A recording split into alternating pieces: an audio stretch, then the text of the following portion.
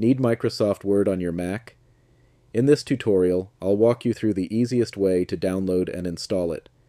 This method works whether you're using a MacBook Pro, MacBook Air, iMac, or any other Mac computer.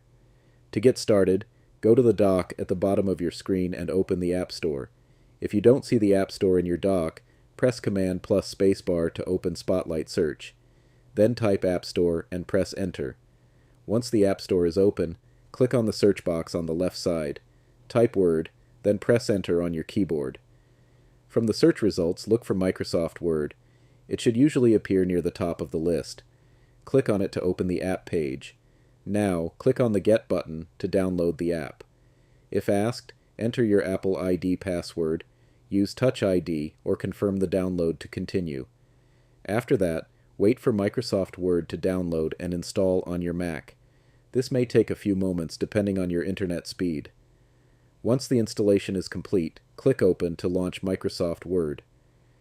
Now, sign in with your Microsoft account. You can use an Outlook, Hotmail, or Microsoft 365 account. Keep in mind that Word from the Mac App Store requires a Microsoft 365 subscription to create and edit documents. If you already have a subscription, just sign in and you'll be ready to use Word. And that's it. Microsoft Word is now installed on your Mac, and you can start creating or opening your documents. Thanks for watching. I hope this guide made the process easy to follow, and I'll see you in another tutorial.